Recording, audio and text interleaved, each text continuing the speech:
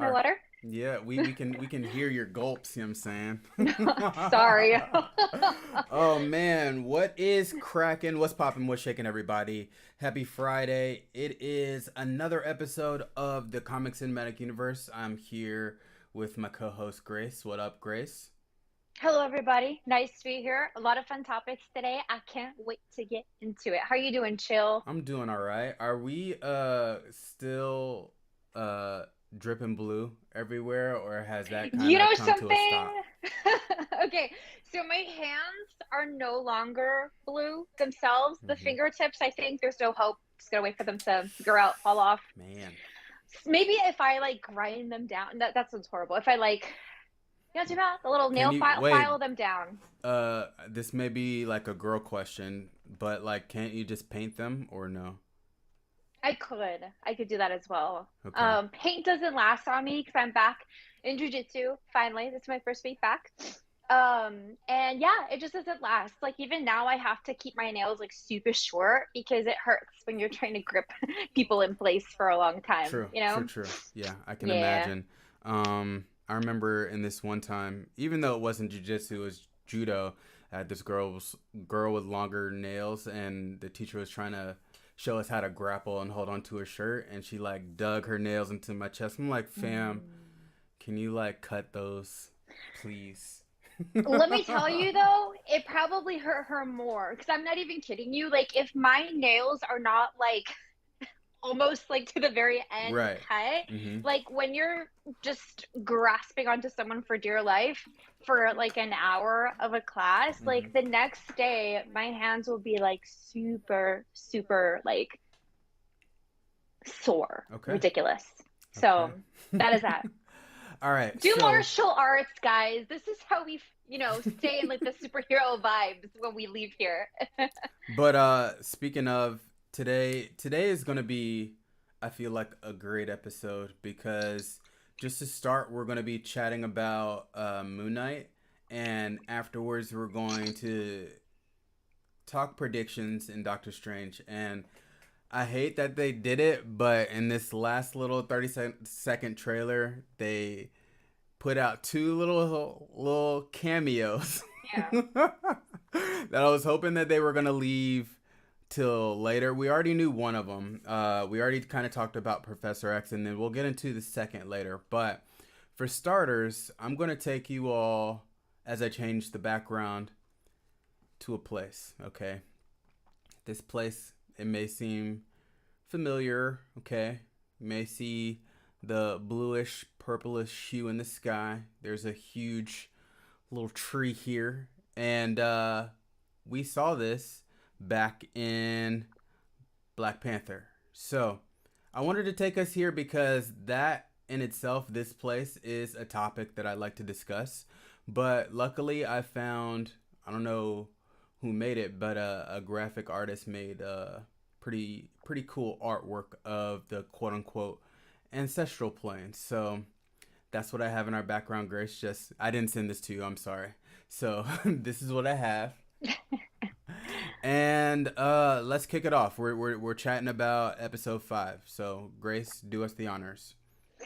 You know what? After watching episode 5, I got super giddy because I think this is probably the most accurate we have been in terms of just throwing out predictions of what's going on in episodes, for any show. Because as I was watching it, I'm like, we Mm-hmm. said that, we covered that. Like, Mm-hmm. I was so pumped. That's why, like, when I messaged you, I was like, please tell me when you've seen it because I don't want to spoil nothing because I don't Right. want to rob you of that like moment. Man, I think this episode, it's so funny. Like this series is supposed to not have been directly connected to, too much of the MCU. That was something that was announced early on. Mm-hmm. Not that it's not part of the MCU per se. It's just that it was meant to be more of a contained story as we see this character develop, et cetera, et cetera. Mm-hmm.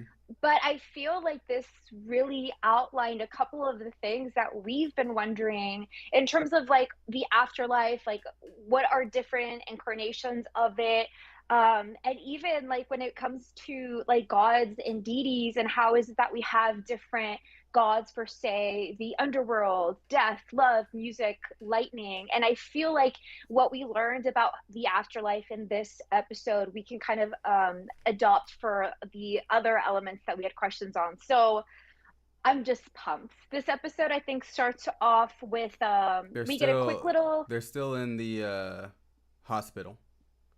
yeah, well, I think before we kind of get back to, the screaming scene Oh, with true, true, true, true, true, true. Towerette, Yeah. I think we get a little shot first of Mark's mom. And last episode, I said You his did say parents were that. gonna You did. come. Yep. Mm-hmm. You need to have more faith in me. You need to have more. My sources are clean.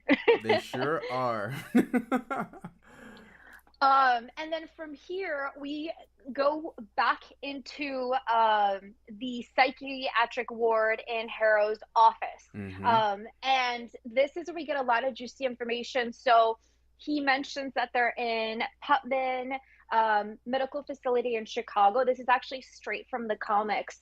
So in one of the comic runs, it is Elias, Mark's father, who sends him into this medical facility after he starts kind of displaying his dissociative personality disorder. Mm-hmm. And in that particular comic run, the trauma that caused it was he witnesses a murder by this man that his father actually escaped Czechoslovakia from, as he was like trying to I'm looking for it, as he was basically trying to evade like Nazi persecution. But this guy, his name was, let me see, Yitz Perlman, ended Mm-hmm. up actually being like a serial killer of Jews. And so he witnesses him like in the middle of a murder, and that basically sets off his dissociative personality disorder. Of course, that's very different from how we see it here, right? Mm-hmm. But I thought that was really cool. And although this is not like the traumatic event we see in the show, we do see them adopt Mark's Jewish background, because as we kind of go into the episode and we go into like his mom's funeral and everything, we have them say mention of like her Shiva, which is like the 7-day mourning Mm-hmm. process. And Mm-hmm. like, so I thought that was pretty cool. Okay, so I kind of want to backtrack because you just gave us a lot in a little bit, like in I'm just a few excited. words, you gave us a lot. So I do want to kind of bring it back, just for the simple fact that, say, going in, yes, we had a general idea of Moon Knight being separate from the MCU. Now, I do want to just say that this may still be very well possible because we don't really see too much connection, even though I can speculate the connection, especially with the background that we have here. But like, let's say, who knows that if anything, if hypothetically this is an alternate universe where we don't have the heroes that we know and we just see Moon Knight, uh who's to say that these levels of quote unquote planes are still here in that universe? We just don't know, or we just still don't have 100% like a connection Clarity. between Moon Knight and the rest of the MCU. I will say, just to clarify, I Wait, do hold not on. think the, yeah, You froze. hello. So, no, I can hear you, but you okay, there you are. You're smiling now. Great. Awesome. Okay, you're Okay. back. Good. I was just gonna say that I don't think that the statement of like, oh, this isn't like directly surrounding around like the events we're seeing in the MCU. I don't think it's specifically to indicate, I mean, who knows at this point, but if that it's in a different multiverse from the main storylines, Mhm. I think it's more so for the audience to not expect, say, like cameos of characters we've already seen before and things like that. But I think even if it is like in a different area of the multiverse, I feel like this raw outline of maybe how these things work, like the underworld and the different gods and deities, is still like really cool and like awesome information Yeah. that we're Mhm. getting, and in the exact questions that we were really pondering last time. So I thought that was awesome for us to finally get that. Well, let's dive right on in because, like, again, what I just mentioned just right now, I'm just gonna say that is quote unquote hypothetical. Do I hope that it is connected? Definitely, because if it is, then this is what I'm gonna say. This portion, this segment of the stream is about to be about. Okay, but as of right now, I'm going to bring up a picture of. Ooh, that took over the whole screen. I gotta make this smaller, but uh, I don't know how to correctly pronounce her name. Uh, Towerette or Towerette? Towerette, Towerette. Is that how you pronounce her name? I would say Towerette. Yeah. Okay. I think that's how Steven says it. I kind of like watched it a couple times just so I can Yeah. get the name like super well. If you guys have been following our stream, we're like the worst with names. With names, yeah, but still we this is where episode 4 uh ends, right? You see Towerette, which is what I actually just looked up to be the goddess, Egyptian goddess of fertility, right? And I think in having children or something like that. It's like motherhood, childbirth, fertility. Right, childbirth. That's what I wanted Yeah. to say. And of course, end of episode 4, we're just like, okay, we know that it's Egyptian. We just don't know who or what this is. But then episode 5, we kind of get a little bit more of an understanding of who she is and what exactly she's doing with Mark and Steven. And Steven was too geeked. He was too excited to be like, oh, this is Tourette, and she is guiding us to the underworld, the afterlife. So, right then and there, that already answered our question of there being an afterlife in the MCU. And with that, I'm just going to just say the one of many afterlives because I quoted her, actually wrote it down. She says, "You'd be surprised how many intersectional planes of untethered consciousness exist, like the ancestral plane." So from there, she dropped a bomb. I didn't catch it, but Grace, kind of tell us what this bomb is all about. Oh, can we just like say I called this? Did you? I said it. Did you? Oh, I gotta clip it. I gotta send it to you. Clip it. You were on this last episode with I me. was. We literally mentioned this because we were discussing the afterlife. You asked like, does the afterlife exist? Has it ever been really shown? Like this may be the You first time we're did. You seeing it in the did. Right MCU. then and there. And That's I yep. literally said, I Yep. was like, well, you know what? We've seen it in Black Panther. We've Mm-hmm. seen it. So thank you guys. Hold on. I want to So bring up the happy. picture that you sent. The ancestral plane, because I remember, like, especially when it came down to T'Challa and him taking his herb.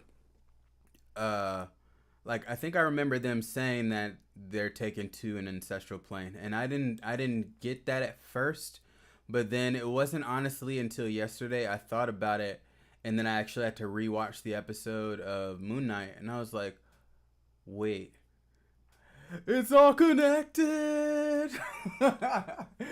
Oh man, but yeah, this is a quote unquote Easter egg. Yes, no, or Dude, I feel like this is too big to even call as an Easter egg. Like, this is just world building.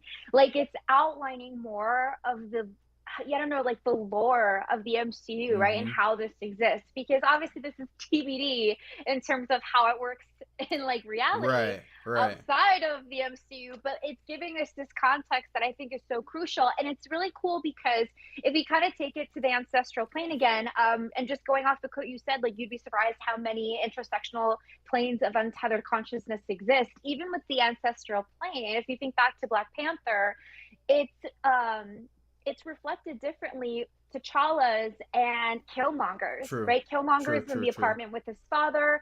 T'Challa is in this like African like open safari with all the other Black Panthers of the past. So it's so cool that even like in Moon Knight, which is very separate from the main storylines we've been seeing so far, is giving us a better understanding of these previous films. It's Well, like so good. say with that being said, right? I'm gonna kind of fast forward here. honestly to the end, even though there's a lot to talk about. Um, Mark, he ends up in the field of reeds here, and just with that comparison to Black Panther, as far as what you just brought up, everybody having pretty much their own perspective of the afterlife. I feel like if anything, uh, that goes for any and everybody in whatever plane. So who knows? Let's say for Mark, as far as where he is, this just may be his quote unquote paradise until the end of time.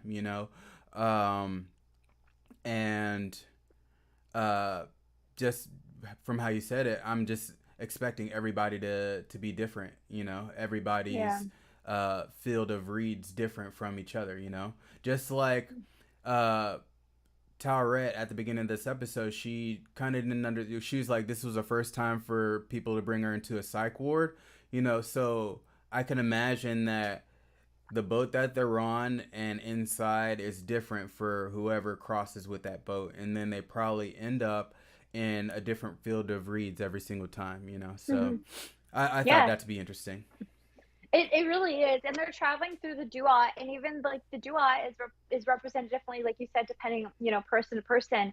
But even in this little intro scene, I think she makes a mention of Osiris's gate or something, because he's basically like the ruler of the underworld in Egyptian mythology, which is Mm-hmm. the afterlife, like the path of the afterlife that we're getting to know here. Yeah. And last episode we were talking about, because if we were traveling down the path of this hypothesis that they're in the afterlife, being that Osiris was or I should say, the avatar of Osiris was the one who put Khonshu in that like prison, kind of stored him with all the other imprisoned gods. Mm-hmm. It may have been like an Easter egg to suggest that there's going to be a resurrection, because Osiris is Can not you, just the yeah, can god you of. explain that? Because I feel like either you posted on Instagram or like, oh no, you texted it to me.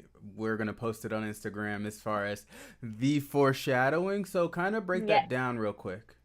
Yeah, okay. So the interesting to episode 4, we see Osiris's avatar put Khonshu's I forget what it's called, basically the little thing that he's imprisoned in, and he Mm-hmm. stores it with all the other gods that have been imprisoned. Osiris is the god of the underworld, of death, but also resurrection. And so when we were kind of talking about, and throwing out our ideas like, oh, maybe this is the afterlife, like, and there's going to be a resurrection, I was like, you know what, that might have actually been a foreshadowing at the start of the episode, because there was more than just Osiris as part of like the council. Like, it's very telling that he's the one to put Khonshu like in that little corner. And now that this is definitively the afterlife, we know that Mark and Steven somehow have to get back into this main plot somehow. So there's gonna be a resurrection. Okay. So I was very giddy. I was so excited, like, just within these first 5 minutes of the episode, because I was just like, we've done it. We're so good at what we do. One question that I have for you. This is because currently I have the image of Osiris's avatar when they're inside the pyramid, right? And this is more so. It's not about him, but just the word avatar, just in general, because we know uh, Mark to be the avatar of Khonshu. Is it safe to say that T'Challa is the avatar of the Panther god? Because I did some research and come to find out that Panther goddess is Egyptian as well. So, Mm. with all of that being said, do you think that to be possible? I mean, just based on what you said, I feel like that might be like plausible. I think I've always seen like the Black Panther as like a mantle and stuff, but I mean, it may be. The thing is that, like, I think makes it different. It's like it's not like a self-governing entity like Khonshu or like Osiris that picks its avatar, right? Mm-hmm. It's a lineage that's passed down through this flower that gives them the power. And as we know, more than one person can have that power at a time.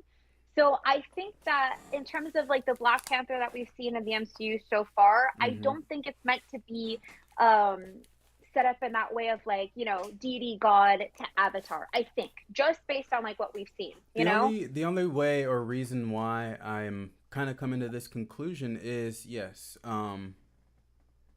it's whoever takes the herb uh gets the quote unquote power. I won't say power of the Panther, they'll just get the power.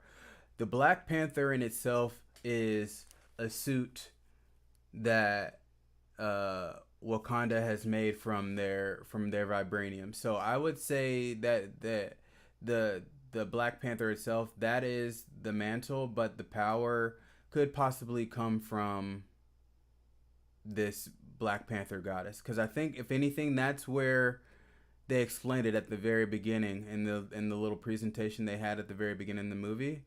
I may be wrong, but I don't know. I think just after watching these last couple episodes, that I don't know, that makes a little bit more sense to me. And like I said, I feel like I do remember or have like a very mild like memory of like the intro that you're talking about when they're explaining essentially like, the whole lore of the Black Panther in Mhm. general. Mhm. But I think like the solid thing that at least disputes it from being the same like outline that we have with Khonshu and Mark and things like that Mhm. is that it's through like an herb. You know what I mean? I feel like it's more Correct. ritualistically to be like embodying this Black Panther that is, like you said, like a deity type god that's present, in Egyptian mythology. Mhm. I just don't think it's like that same relationship of like deity to avatar, I think. Just because like the herb I think disputes it. And also the fact that since there's no more like herbs, it's like who gets the power now? Like, I guess we're gonna find out in Black Panther 2 because we know, what's her name? The sister's gonna be taking on the I mantle. can't think of it right now off the top of my head. Shuri, Yeah. Shuri. Yeah. Yeah. I just thought it to be interesting. Just because yes, the Panther has to take the herb to where Conchu chose Mark and pretty much made him uh Mm. the whatchamacallit, right? The Moon Knight. Sorry, everybody. But the only way that I can dispute that would be the Wakandans. They never really stopped praising their Panther god. Mm. Hence why, let's say, the herb could be a gift of them, being that they, no matter what, have always kind of worshipped them. And then here in this story, the gods here is like, oh, they don't even look up to us anymore. So, Yeah. um, we don't have to keep going back and forth, but I don't know. I'm kind of connecting the dots, and I feel like Mm.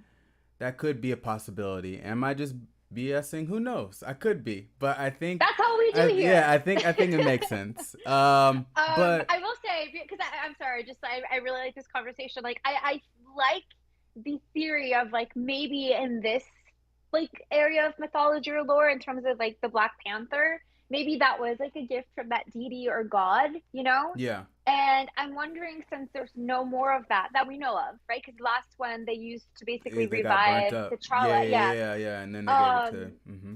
yeah, like I'm wondering. I mean, of course, I think Shuri could also like wield like the mantle and just because of their technology still have all this power, right? Right. But I'm wondering if maybe it's going to become more of a direct like connection with maybe this Black Panther god deity or something like that. I wonder if that's the route they're going to take. I guess we'll Yeah. find out in a later this year. And the last little prediction, because I do want to get back to Moon Knight, okay? And this is gonna be a prediction that's totally off the wall, that has really nothing to do with Moon Knight. But say we already have a general idea that the next Black Panther is going to involve the Atlanteans, correct? And Yep, it is. I believe the Atlanteans have some direct correlation to the Greek god Poseidon. And with that, we're already getting some Greek gods in Thor Love and Thunder. So I'm seeing something. I'm seeing a pattern. Do or can we expect to see that? No, because again, we haven't even seen a trailer for Black Panther. That may be coming out next year or the year after. But all in all, um, I think if anything, the MCU is Phase 4 is not only about the multiverse, but becoming mythological too. You know, so I can see more of that here in the start of Phase 4, or not even the Yeah. start, maybe in the end of Phase 4, because I feel like Mhm. it could be midway to the end by now. I don't know. We've talked about this before. Like, when does this phase end? I don't think they'd like. I feel like all of the films they've announced thus far would be considered phase four, wouldn't it? I feel like there'd be more of a cut line between phase four to phase five. You know? Usually, like, cause I'm looking at the DVDs, like, say Phase like 1 through 3, they actually have it on like the bottom edge of the DVD saying what phase it's in. But here I'm looking at like Black Widow, Shang-Chi, and the Eternals, and they don't have the Yeah. respective phases written on it. Um, I just know that as of right now, we're just getting a ton of shows. So it's not like it's only 3 movies in this phase. We're getting this phase plus five Yeah. to six other shows, you know, that are kind of just going along with the same storyline, you know. So I think Yeah. this is Yeah. still kind of technically phase 4, but maybe if we can get some clarification in the near future, Feige, if you're listening, holler. And yeah, let us know. I would definitely say at least at this point we're still phase four. I mean, at least the films that we're coming up with this year so far, still I would still say that just because we've discussed like the themes. It's like it's passing of the mantle, the introduction of like new heroes, and I Mm-hmm. feel like all the things coming up kind of still align with that. But kind of diving back into the episode, there was this extra thing. Oh, and this is I think just particular to the conversation we had last time, where we're like, okay, like there's a god of death. Why are they they're three? Are they just different things? And obviously we already answered that. But just to add into it, she mentioned something, and this is kind of why she's like stuttering, like taking out that little paper that seems to have a bunch of dust on it, and Mm-hmm. she's like a little like hasn't done this in a while. She explains how there hasn't actually been a lot of souls to pass through here, and I feel like this displays the divide between man and God that they talked about in earlier episodes, right? Where like man has kind of like disconnected themselves from these Correct. earlier gods and deities. But I thought that was cool. Mm-hmm. From here, this is we kind of actually hold on. I might be out of order. What happens after this? You tell us. Well, say after this brief introduction, Mark he kind of freaks out and he goes outside to see that they are on like what's the little sand ocean called? What is it called? I The think the area is Duat. just called the The Duat. Yeah, Duat. the And Duat. then from there they find out that their quote unquote soul is unbalanced, so they have to go through the memories to figure out what's going on. And I won't say it was a letdown, but I was hoping to see because I kept seeing images of another sarcophagus, you know, and I really feel as if we should have gotten something in relation to the entity that killed those people maybe in episode 3, and Mark and Steven denied that it was either one of them. So I thought we were gonna get one of those, like Scotty. yeah, Jacob or Scotty or whatever, Jake. Jake. Yeah, I was hoping we were gonna get that personality here. But I will add though, so there's actually theories that we did. So there are specific little points in his conversation with Harold in the office, and I did kind of clock him a little bit just because they were a little different. Like it's definitively not Steven's personality because we know Steven. It's very like right, different than the other personality. And so we initially think it's still Mark. It's this conversation that he's having with Harold. I have a little note about it. It's where he's like, "You're not a doctor." He says they must pay you a lot of money, and he says it in this like deeper, grittier, raspier like voice, and almost like some type of like a New Yorker accent, like very, very softly the difference. But if you look is back, this it the one looks with the moment where his face was kind of beat up or no?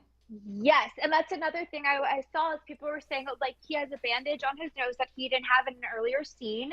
And it's resemblance of like say what you see boxers have. And this personality that everyone's suspecting to be, which is Jake Lockley is a boxer.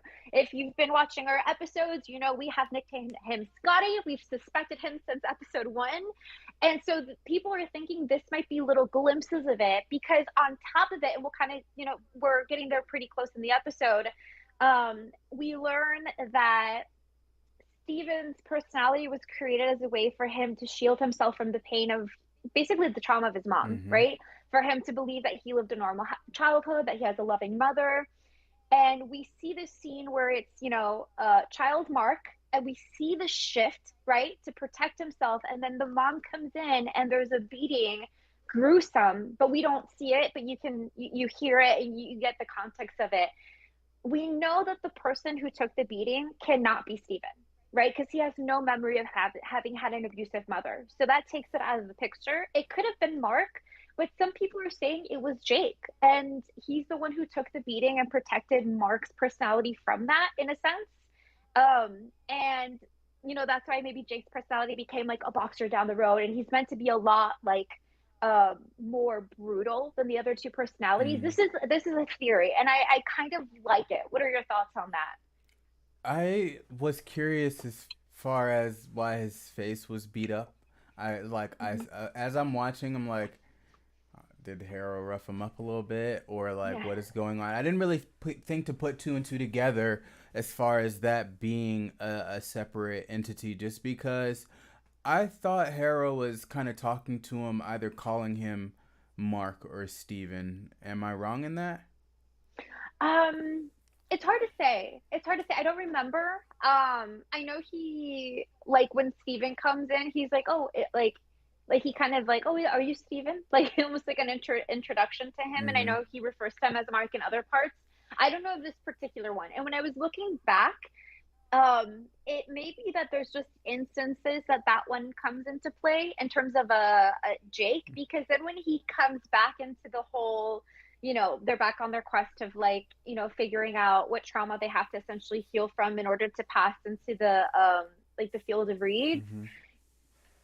Mark still remembers the conversation he had with Harrow. So it's a little everywhere, which is why it's a theory, but I Right. do like the theory. Yeah. Let's take it a little deeper, okay? Because this episode, it was a little trippy for me, just because I felt like I was like, this is Marvel's version of Inception, and it just kept getting deeper and deeper into different layers and things like that. So, say with everything that you just mentioned, right? I'm now thinking that, if anything, while first off, before I get there, I'm gonna explain why this is kind of a trip, and it's because of the the scene of Mark being with Harrow. Okay, because with everything that's going on, somehow they still end up in this office. Now, this could cause us to think that, I think you mentioned it in the first or in the last episode, that who knows, what if this is just like an hallucination or something like that, you know? And then and that's in one hand, and then in the other hand, if it's not a hallucination, right? And if they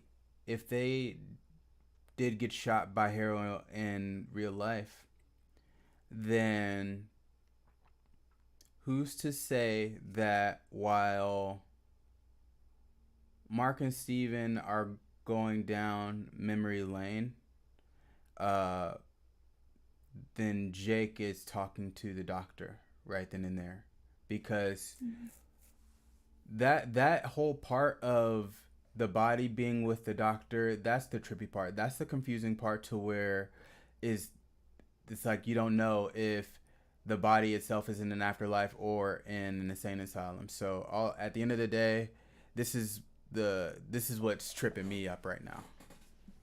This is the trip we were talking about last time. Like, it's kind of what path do you want? What's that noise? Sorry, I That's I got a okay. call. I'm gonna put it on silent. Is your ringtone like a screeching woman? I don't even know, honestly. I usually have it on silent, and then for some reason I turned the vibration off today. Like I never have it on ring, but So it's weird. one of their default ringtones. All right, See, mine is sorry about that, guys. the doo doo doo doo doo doo. Mine's the Power Ranger little Oh, breathing. But anyways, gotcha. Okay. yeah, it's kind of like what path do you want to travel on, and this is so true to the comics of Moon Knight, right? Like page for page, it's like you're not sure if you're seeing these events happen within the mind of someone who's just very deep in their like dissociative personality disorder, that this is all a hallucination, this is a psychosis, and he is actually in a mental institute, and all the other stuff that we're seeing is just in his head alone. Mm-hmm. Or is this, Mark actually in the afterlife? His body is somewhere with a bullet in it. That's something that Towerette said, right? Like, well, if you were to go back to your body, you find it with like a bullet in your head. Mm-hmm. Let's just say that's the path we want to travel. Then where does the whole Harrow, Mark, Steven dynamic fit in that, right? With those segments in the office. And I was kind of thinking about it. And let's just say that's the path we're deciding to kind of entertain right now. I feel like like Harrow and that whole office scene, I feel like that is the catalyst to allowing him to venture into these paths and these traumas that he has so desperately tried to run away from. And that's something that this Dr. Harrow is, helping him kind of unlock, right? He's like, you're blocking yourself from letting Steven, in, like you need to let Steven see you and all the things that have happened, right? So that does help him along his path of trying to balance his skills so he can go into the field of reeds, So But it's let me stop you right there. Just mhm. because this path in itself, right? And we're following the path of, yes, the actual person is in an institution, right? The question that I would have is, if this is the case, if Mark, Steven, or whoever is here in this institution, then why in this office does Hera have all these statuettes and figurines of Egyptian gods and goddesses? So if say that's the path we're traveling, it's those things that Mark has utilized to create this false reality in his mind. And Harrow says this, if you're, let's just say that's the path we're discussing right now. And Harrow's saying, like, this is the reality. I think he uses something like what does he say? I'm just going to say real and not real, but he uses like a specific language to it. Mm-hmm. And that's kind of what the last episode was also displaying, is that these pictures, these people, these movies, he's adopted into this other personality, this other reality that he's making up in his head, that he's some kind of superhero. And Harrow says this. So that's kind of the trippy part, because it's like, which way is it? Did he see all these things in the mental asylum and use that to kind of create this false reality in his mind that he's a superhero? Or is this a place where he's allowing himself to process all those issues, open up to his other personalities, and it's a reflection of his life? You know what I mean? So it's like, which way do you follow? And that's the trueness, or that's the true authenticity of the Moon Knight comics. So it's a trip, Yeah, all of it, you yeah. know? And just in talking about it, it's just like my mind is places at once. It's like, Yeah. where could it go? Who knows, you know? But just this episode in general, this is what makes this series it's great, but also different. Is it like, because every show minus, let's say, minus What If and minus um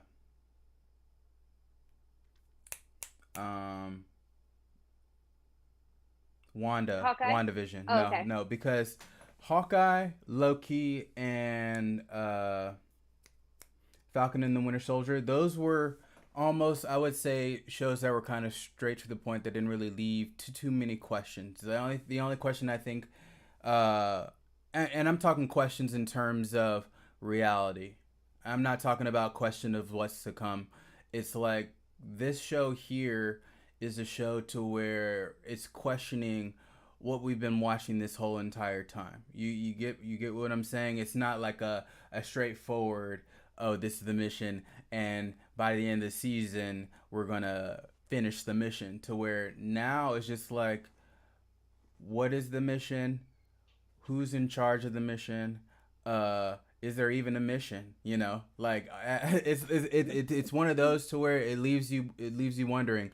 And I think initially Wanda did that because we had no idea what was going on when they kept changing initially, the different types of shows and the different times. And then what was the other show? Did I mention Loki, or no? It was What If.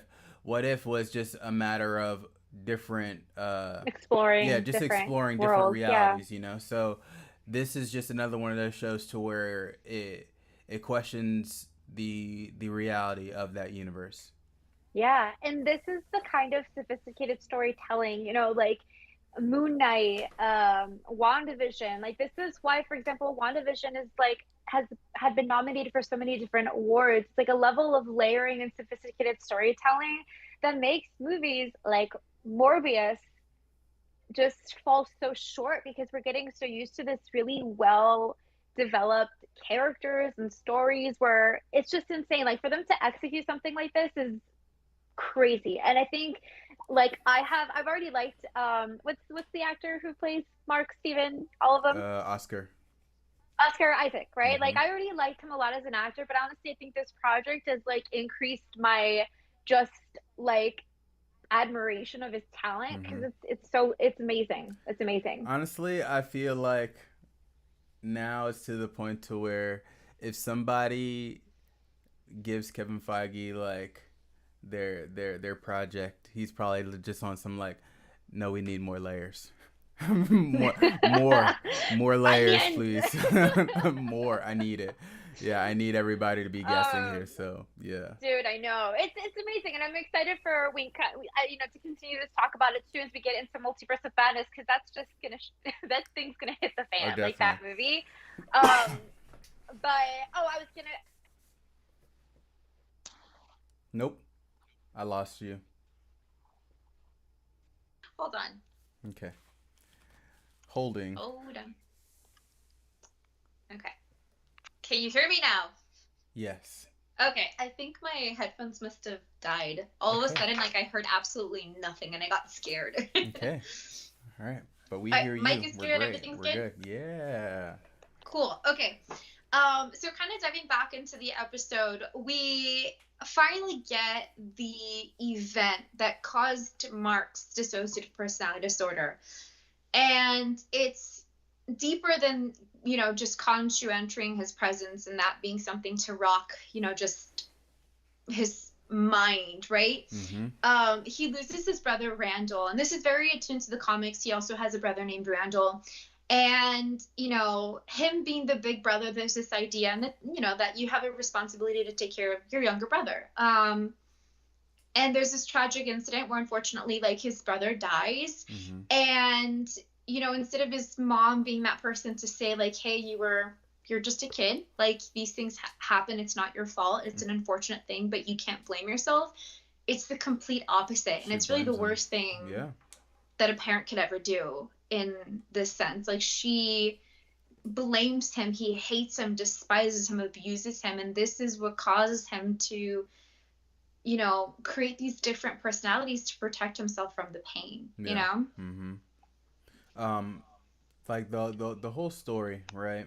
Um, just even with Steven finding out where he came from, uh, it was interesting because, like, say Steven is his personality is based off of, was it a show or was it just the poster and he imagined the show of an English person named Stephen Grant? It was, so actually it's in this flashback where you see, so it's like part of it's the show because the main character's named Stephen Grant. Mm-hmm. Also it's like his brother had drawn like a goldfish with only one arm, like they would kind of talk back and forth in these English type accents. So I think Stephen was molded in a lot of things that made him remember his younger brother, Yeah. Okay. So Steven, just seeing everything, right? Because initially he was kind of freaking out, but he wanted to see more because I think Mark was more so trying to again protect him from actually seeing what actually happened.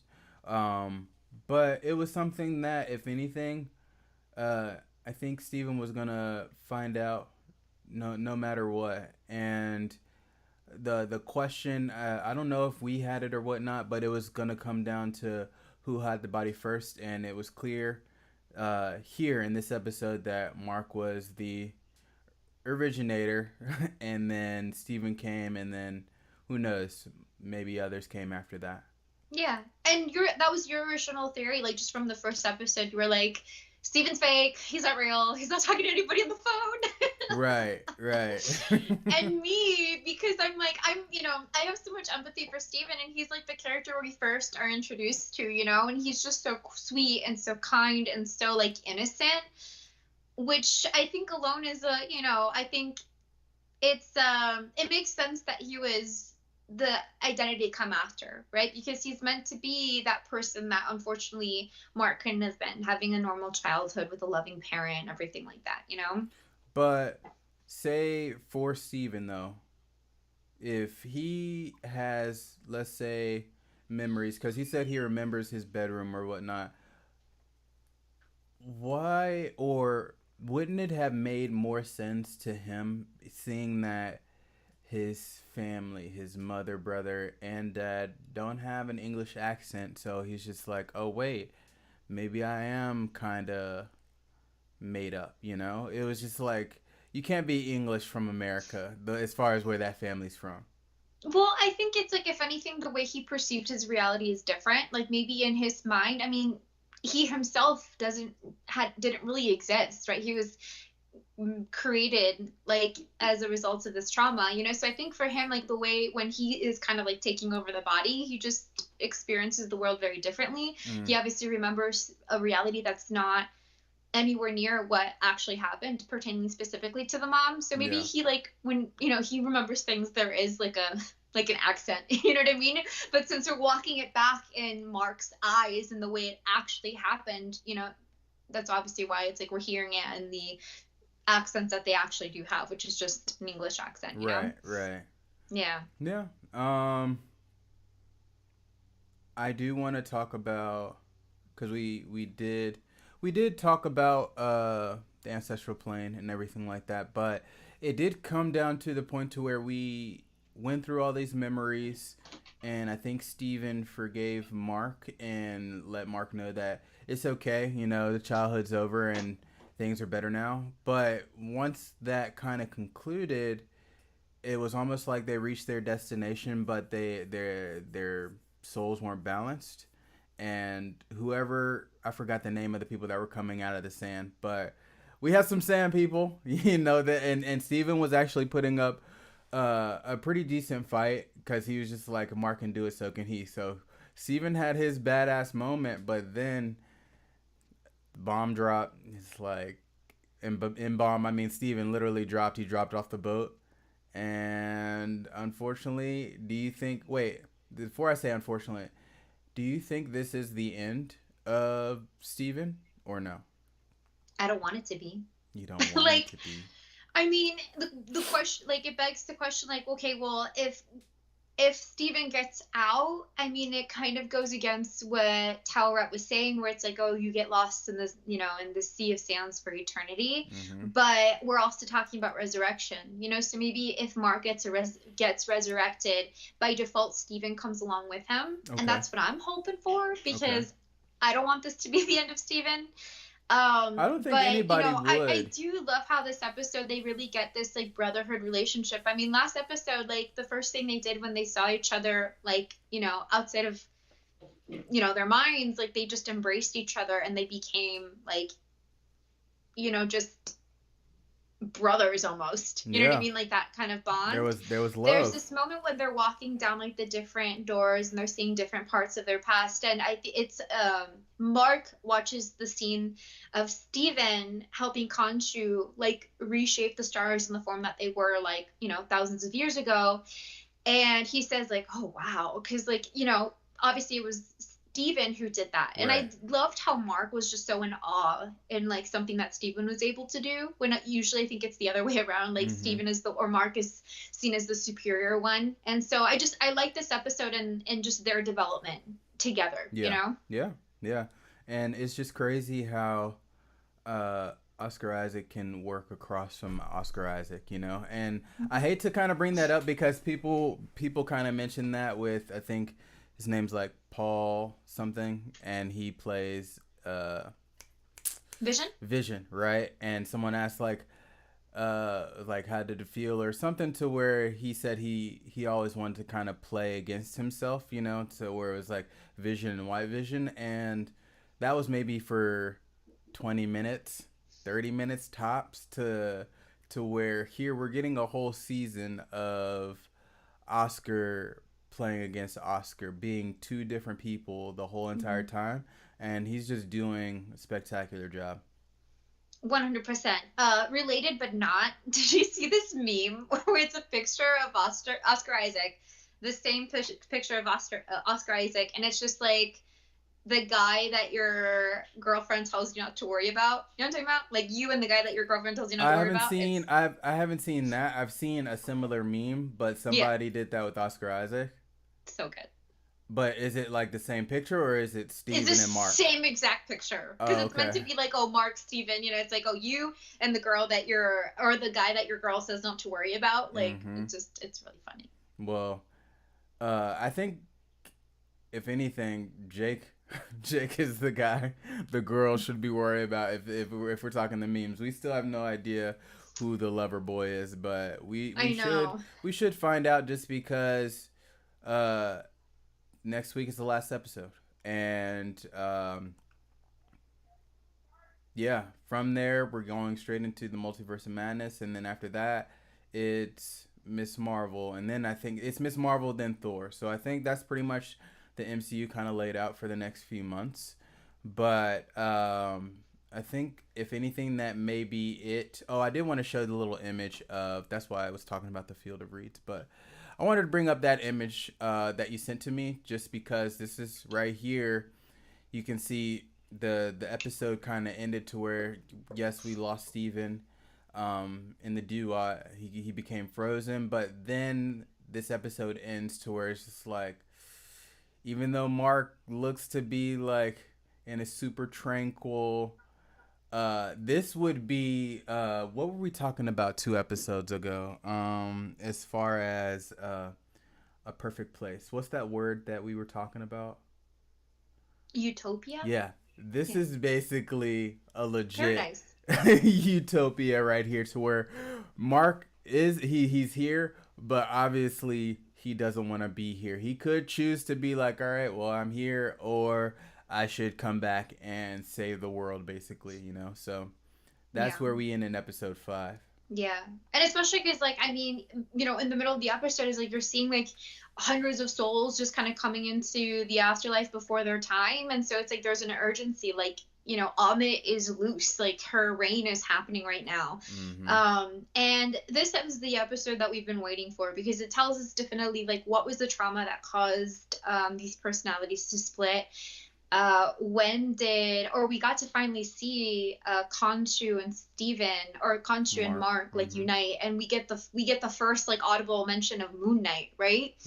And also what was the other one that and we also like got to see the event that made it hard for Mark to balance Steven, which is his mom's death, right? And so this was the episode I've been waiting for. Honestly, it was an amazing episode, probably my favorite so far. I think my second favorite's probably the first one, because I really like the first one too.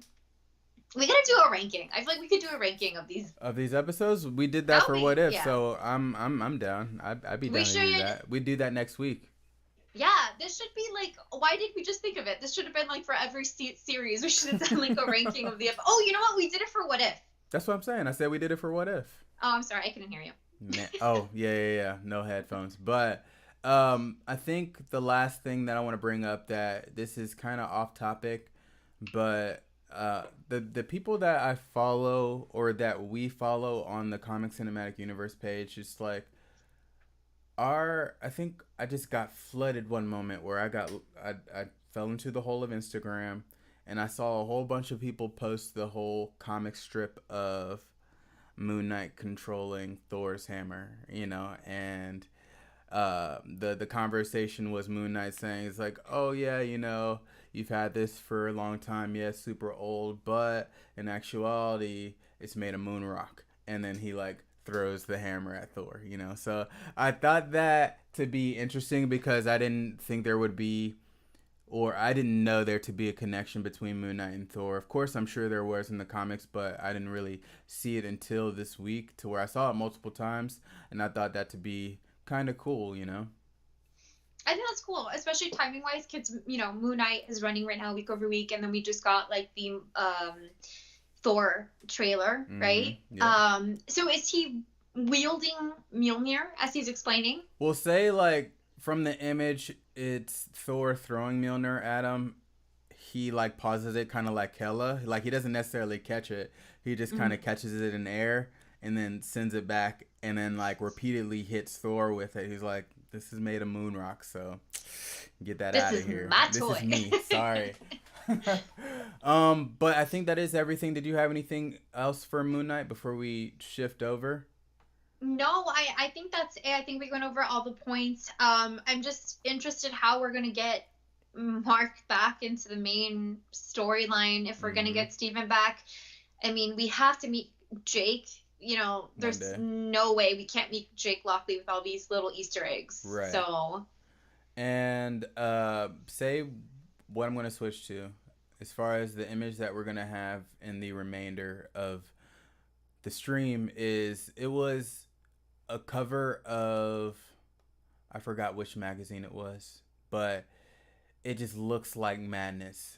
And it was like, of course the cover, it's related to Doctor Strange, but so many images everywhere, and I can just imagine, just from what I've seen this week, that this movie right here.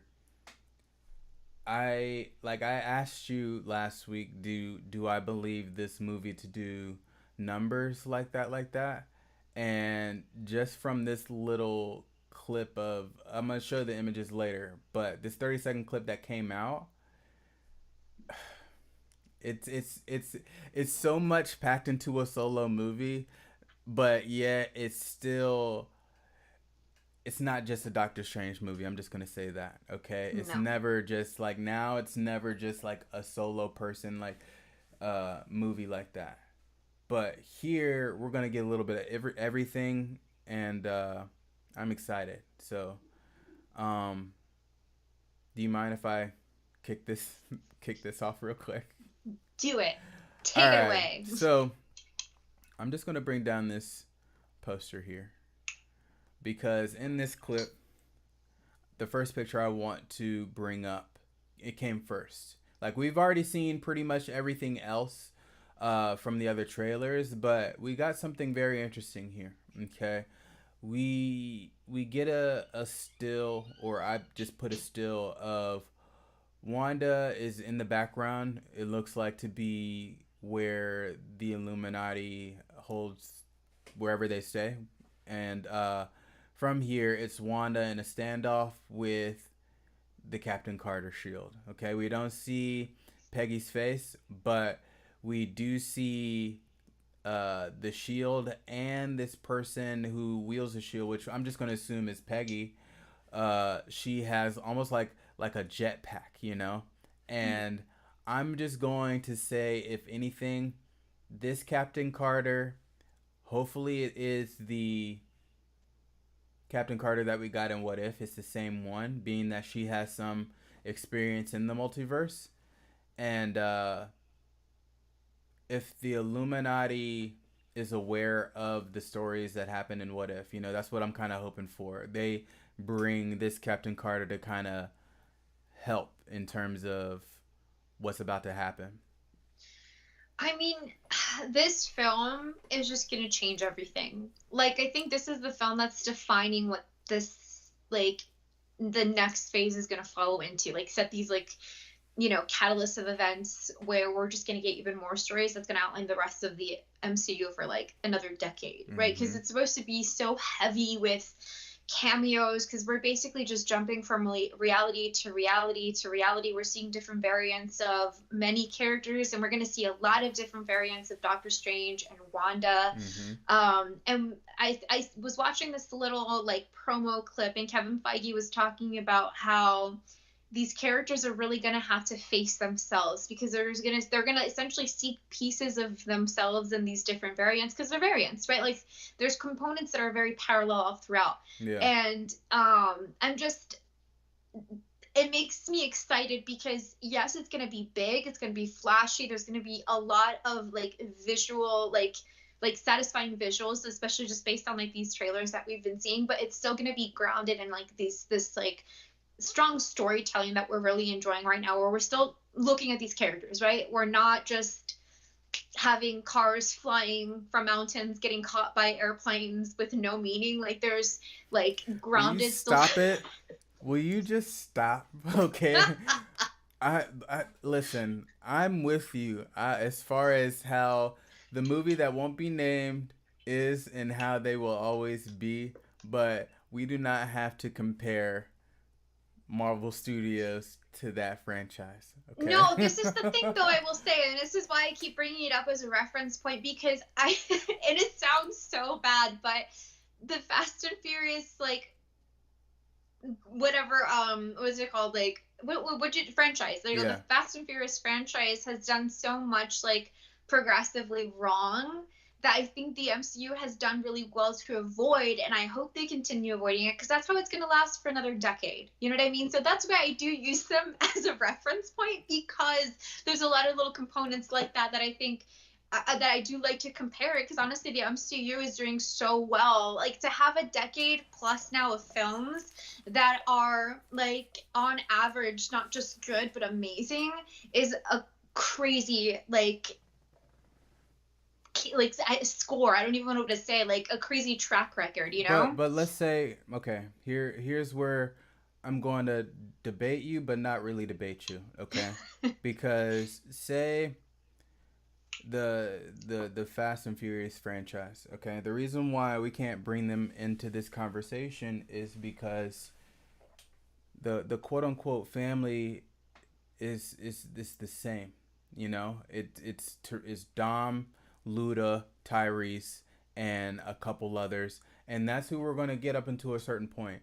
And the reason why we can't compare that to the MCU is simply for the fact that no matter what, I can imagine that the MCU can go on as long as Marvel Comics continues to make comics about different characters, just because they have these different characters, and Marvel is going to take the time to build up a new character, whether with a show or with a movie, and then progress them along in the timeline to where we've known Dom since Fast 1, okay, since the very first, okay, and nothing has changed.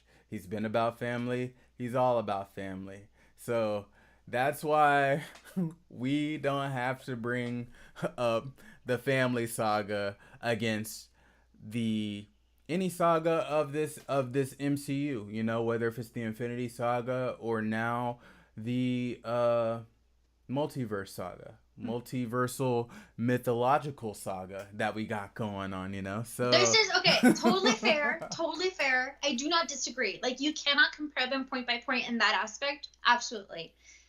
But the reason I use this as a comparison is just because, like, something I think the MCU has the ability to do, if they do it well and they continue to do what they're doing right now, is to tell another decade of story with quality.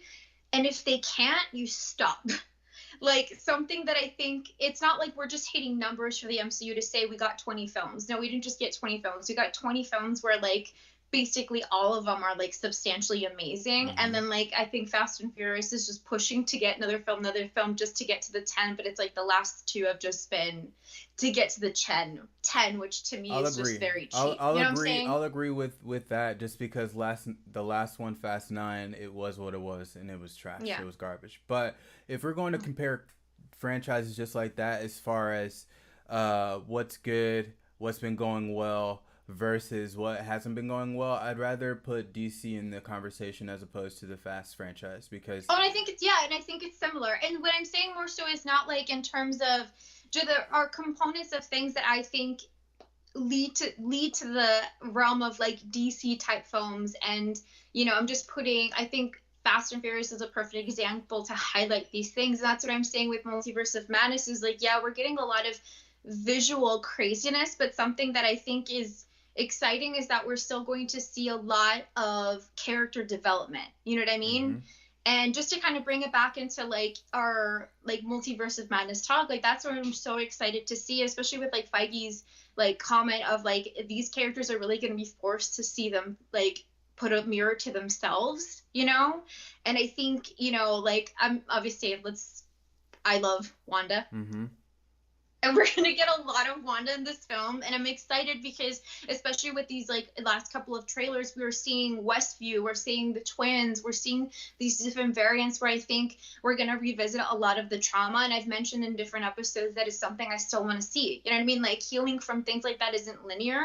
Right. And I'm just happy that those little elements, which are real, can still be present in a film that's so grand as the Multiverse of Madness. You know what I mean? Well, you saying healing from things like that isn't linear. Let's stick with that. Just because, say, if Strange didn't do what he did with Peter Parker in terms of opening the door to the multiverse, uh, Wanda would still try to find a way to heal with the events of Westview. Like no matter what, I don't think it's the matter of having her travel across the multiverse to meet other Wandas to heal her broken heart of her kids. Her kids are something of her imagination for one. She didn't biologically naturally have these twins. This is just something that, if anything, if WandaVision ended the way it did and Spider-Man never happened, Wanda would still try to find, or Wanda would still have a way, I feel, of healing herself. Maybe it takes a little longer, but having to travel across a multiverse to heal, I like what you said in terms of this movie is a movie of still technically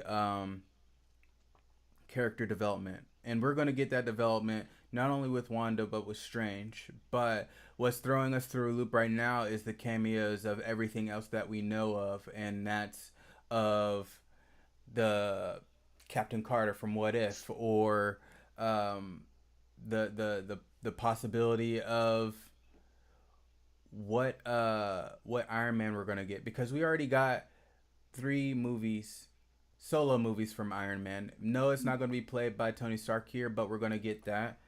We're gonna get a Professor X cameo, and we already know the story of Professor X. I feel like, if anything, this is right now the perfect time to develop more of Strange and Wanda, because of the whole of all of the Avengers, those two I feel like we know the least of, or at least about. I would say that too, because I mean, these characters were introduced in the Infinity War saga, where like the main 5 were like still prominent in like the main stories, right? Yeah, we got the Guardians of the Galaxy, all the other ones, but still we didn't get to know them too deeply, right? Like Wanda, we've gotten obviously a lot from WandaVision. Doctor Strange, we had his initial film, but we've waited, like, I think it's been 5 years for the sequel, so I'm excited about it. Like, and just I want us to continue on, because I think like there's so much to talk about, like the Illuminati and everything, but just last little note on like the whole Wanda element, like I totally agree, like the healing process doesn't need to have her like revisit all of these characters. I just think, and to the point of Feige, it's forcing them to really face it in a way that is I think dramatic for us to see, which is fun. And it's just very fitting for the worlds that they live in, you know what I mean? Being that they're all heroes and they're in this world. But you mentioned Illuminati, and so I want to get there, because before you get there, what was that? Sorry, just because I'm sorry. Before you get there, I just wanted to kind of throw that parallel in terms of it's similar to how Mark and Steven are kind of healing right now. Like, say, Yeah. them having to go back to watch these memories of themselves and trying to get the answers to kind of balance their situation. It almost kind of sounds similar to where if you're saying if Feige is saying Wanda's going to see these other version of herself to kind of balance herself out, you know.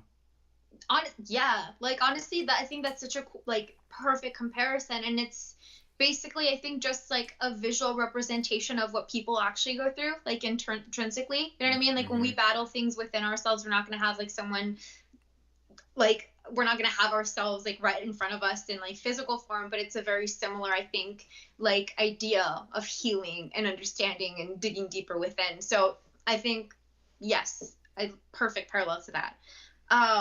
And I think you mentioned it too. Like you saw like the most recent. I think it's like the final It's the trailer one that for just came Multiverse of out Madness. like this past week. Yeah. Yeah. And I believe this is the one where we like there was already suspicion that the council we saw was the Illuminati, being that we've seen these definitive figures that are like members of it. But this is where it's point blank. 100%. Like, the Illuminati will see you now. Yeah.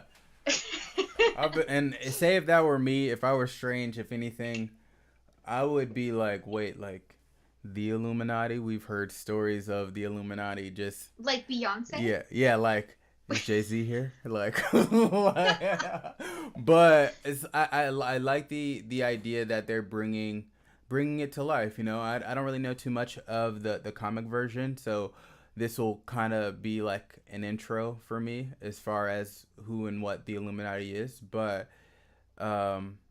yeah, they did the name drop in this last little trailer, and I was like, okay, it's here. Everybody who was talking about they were right, you know.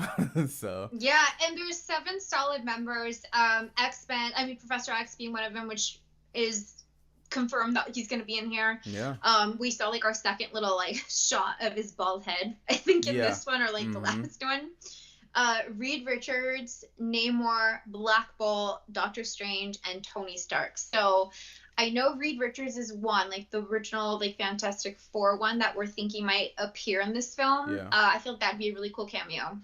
I'm gonna see if I can find that image that we had of the Illuminati. I'm gonna bring it back up real quick.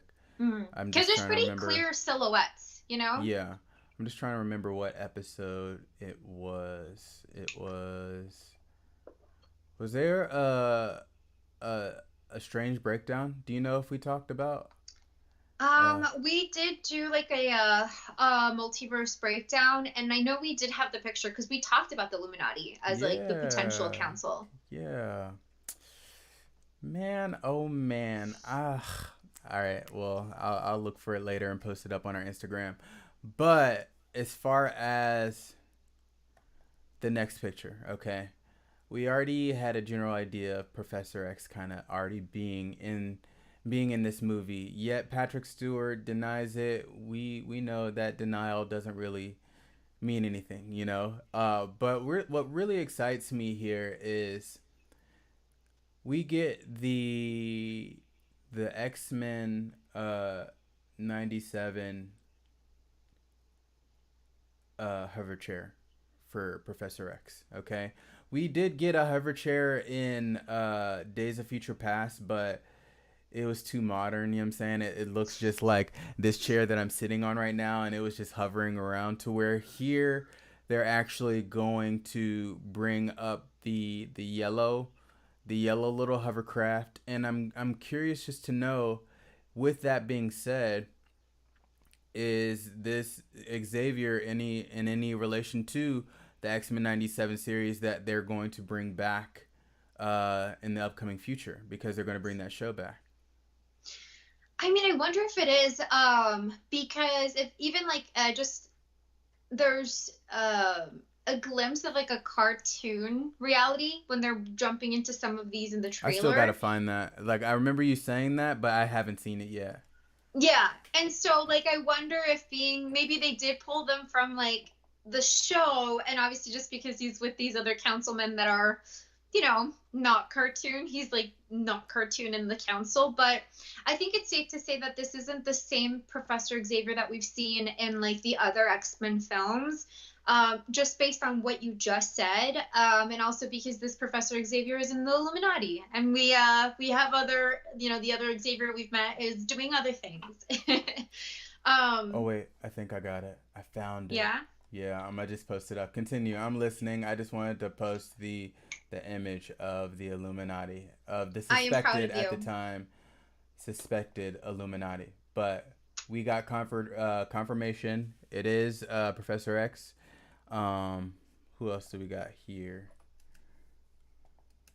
Give it to us. We have Mordo, but we don't know for sure if this is Mordo variant or the actual Mordo that we know of. It's so hard to say, and I feel like if anything we've seen like in the trailer, like Mordo, the one from the story we've seen in Doctor Strange, and maybe variants, you know what I Mm-hmm. mean? Like I feel like it's the answer is we've seen both. Mm-hmm. Who's to say which one we're looking at now? But he does make a lot of comments that resemble the feelings he had in the initial Doctor Strange movie about judgment, and the bill comes due, which is basically the theme of this film. This is very much linked to the events of No Way Home, where Mm-hmm. we're dealing with the consequences of, meddling with the multiverse, even Wanda, like in the events in WandaVision and things that she did in bending the multiverse there. So this is why we see the council, because the council is basically a governing body. And there is also a lot of talk about another governing body being at play here, which is the Living Tribunal. Are you familiar with that? No, break it down. So there was a specific piece in the trailer where you see this cloaked figure with like multiple heads. It's like a 3-headed cloaked figure, and What trailer did you this is watch? basically, what was that? What trailer were you watching? I don't know. I've Oh my seen goodness, snippets of it. YouTube. It's like, I mean, with these trailers, it's literally like one of those what's the books that like you would have to find things in? Like You a know what I'm talking Magic Eye about? or something like that? What was that? Magic Eye? Is that what you're talking about? It may be that, but like the ones you would get on library days, where it's just like you flip through the pages, you gotta find artifacts. Like that's what it looks like, because there's just so much in there. You can kind of Mm-hmm. pin at anything, and who knows if this is what it's indicating. But I mean, the fandom was right about the Illuminati, so it's not far to say, because essentially, like, the Living Tribunal is the ultimate. And actually, I watched a video on it by New Rockstars Eric Voss. I So mess right with here, I'm New quoting him. Rockstars. He Yeah. said, it's basically the ultimate cosmic judicial authority of Marvel lore. So they are, and this is kind of cool, and I was excited to find this because it's kind of on the talk that we had on our last episode. This is the Chief Justice and final authority. So this is above what he calls like the mid-level judicial entities, like the Illuminati, like Amit, Erisham the judge, the TVA. The Living Tribunal is above all of those things. So I thought that was so cool, because let's just say this is what's being presented here. First, it would make sense, because this is a lot of like judgment and consequences, and the price to pay for a lot of actions that have been done, Wanda, Doctor Strange, etc. So it would make sense for them to be introduced here, especially because we're getting so much world building in this phase. But again, it's just theory, but it would be really cool if we did see them come through here. I like the idea of, say, if anything, there is the Illuminati, right? Say, well, quick question: as far as what they govern, what do you believe them to govern? It's literally everything. Like it, like look at what the TVA does, where it governs like the timeline, right? Like the sacred timeline, where the Illuminati is meant to be like the multiversal like governing body, or where like Amit, like gives reckoning to people who will do bad in like the past. It's basically above all of those things. Like any authority figure you can think of, this body is meant to be above all of that. But say, like, that's where, I don't know. I'm just gonna have to wait and see, because I can't really speculate and say that we know exactly what they govern. Just because, with that being said, would you put them above the TVA? Yes, that's exactly what they're saying. Like the TVA, Even Erisham the Judge, the Celestials, which are like the grandest beings we really know of at this point, right? Like not Multiverse of Madness, like having seen that just yet. All of those are being considered like mid-level judicial entities, whereas the Living Tribunal is basically the most absolute. So whatever like the TVA governs, whatever the Erisham the Judge, any of the Celestials kind of like have an authority on, this governing body would be above that. And let's just say this is the case, because of course it's all, you know, speculation, nothing's confirmed. This is based on like one little snippet of a small like frame of the trailer. Like this would be very indicative of how broken the multiverse is going to be, or how shattered it is because of this event, which makes sense. Like this might be in the, you know, in the world of the MCU, like the biggest shattering of the multiverse that's ever existed, you know. Wait, real quick, is Erisham, is he the being, the main being in Eternals? He created those Eternals? Yes. Okay. All right, I was just curious. Yeah, so it gives you an idea of just how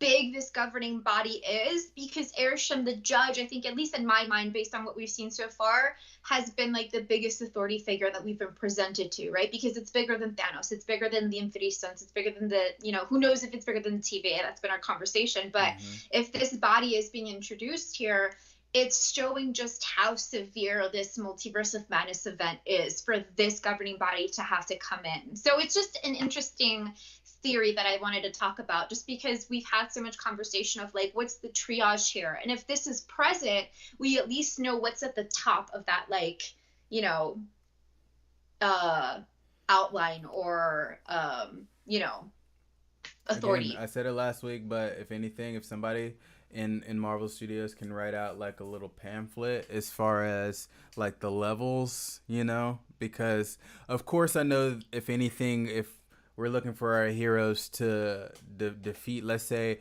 if Thanos was like level 1, we got to figure out how to defeat the TVA if they're level 2, and then the Illuminati, and then lastly, with the help of the Eternals, let's defeat Erisham, the huge celestial, you know. So all in all, it's just like, I want to know I want to know everything, okay? The hierarchy. I want to know it all as far as the hierarchy of power, you know. So but you know, we don't know if this is going to be part of the story in the Multiverse of Madness. It would make sense, being the events that we know are going to happen, but the Illuminati is for sure, right? And at this point, like, we can kind of say the Illuminati is probably above the TVA. So at least we have some idea of some hierarchy starting to form and outline. And I think after Thor Love and Thunder, at least we'll maybe get an idea of how like the gods and deities on Earth kind of rank up against each other. So I do think this phase is going to outline it. We're going to understand the new lore of this layer of the MCU, you know? Okay. Let me challenge you just a little bit. Yes. Okay. So if the Illuminati are said to be above the TVA, why do you think they're bringing Strange in handcuffs if it was Loki that quote unquote broke the sacred timeline and caused the multiverse to happen? Like we know, it's like, I don't know, or we can't say that there was that specific moment, but my question is, why not bring in Loki? Why not bring in He Who Remains, you know, just to fix it? You know, it's like we're getting up into this point now to where they're only bringing Strange in handcuffs. So that's my question, as far as how do we know if they're above it or if they're separate entities that they're not even aware of each other, you know? I'm sure we're going to get hopefully an answer in this movie, but as of right now, it's kind of hard to say. It is hard to say. And who's to say that Loki maybe hasn't already had conflicts now with, you know, the Illuminati? Like, who knows if by the next time we see him, like in season 2 of Loki, like maybe this council is part of the story. Who knows? And maybe we'll get a better understanding in terms of, you know, does the TVA have higher status than the Illuminati? Does the Illuminati have like higher status? It's, you know, so we know that they're bringing in Strange, right, for Mm-hmm. reckoning, for judgment, you know, for his crimes against the multiverse, if you will. Right. And you know, who knows if they haven't already had conflicts with Loki. We obviously haven't seen any of this yet, but just based on like, I don't know, like I just feel like it might be bigger. I don't know, like for me, I feel like time is one component, right? And then Mm-hmm. there's, it's hard to say. It's a question. It's a big question. Like what's In more terms of powerful, the time, are TVA you? or the Illuminati? But are you referring to time of like time is what the TVA pretty much protects? Yeah, and I mean, obviously, time is a huge component of it, but I feel like being that this is a body that governs the multiverse, it just sounds like a bigger, like there's more stake in that. So I Mm-hmm. imagine that's like a bigger entity. You know what I mean? Right, because if we go back to Loki, I think even in their little intro video that Loki was watching, it wasn't let's say necessarily time. It was more so um I forgot what those beings were called, but they were more so making sure that we didn't get branches off of the sacred timeline to create a new reality. So I think, if anything, they're more so the protectors of a reality instead of time. Instead of having separate branches of time break off and then have a multiverse, then more so they're more so under, I would say, the protection of one reality as opposed to many. Yeah. And so I think with that being said, I feel like that would kind of outline the Illuminati to be the governing body above it, since it's the one that handles the multiverse as a whole. And also Mm-hmm. on top of it, I think, and we've talked about this too, like maybe now that this is all like being split, like does every reality, every multiverse have its own TVA? Is there one solid TVA body? Like there's so much to still find out. Mm-hmm. But from this point, at least when it comes to the multiverse of madness, like at least we're gonna get a better understanding of what exactly is like the jurisdiction of the Illuminati, and at least maybe from there, like once we see it like next week and we do a breakdown the week after, we can kind of like differ, like okay, where does that stand with the TVA, you know? Yeah. Okay. Let's get into predictions here. Okay. Okay. Uh, for starters, do you think we will get a reference or a visual of He Who Remains? I feel like Because if anything, I think what everybody and what the internet is saying, Kang is a huge big bad here, right? Um, but yet we've only gotten him in Loki, and it wasn't really Kang in full force. It was just a variant that was He Who Remains. So I'm curious just to know, or being that now the multiverse has broken, I would hope that we do get at least a cameo or a reference from Kang the Conqueror. Maybe even in a post credit. yeah, post credit seems very like realistic. Like I feel like that would be like that. I would almost expect something like a little bit of a glimpse. That's kind of around the corner, right? Like Yeah. that's next year, basically. You know, like Mm-hmm. where we're really getting, I think, the brick of it. And so, yeah, like I expect, I think maybe a little like a reference. If it's not in the post credit, maybe we see something like an Easter egg to be like King, like you know what I mean? Mm-hmm. Because yes, like there's variants like throughout, and then he's like a time traveler, all of these things. So maybe we do see like a little bit of a reference. Like um, I think that's fair to say, and I hope we do get it. And amongst all the fact that we're just going to be seeing so many cameos, it would make sense for maybe one of them to be him, you know? Mm-hmm. Yeah. Okay. So right now that was kind of one of mine. I think it's your turn. Let's just spitball them back and forth. What X-Men do you expect to see, or do you just would love to see show up in the Multiverse of Madness?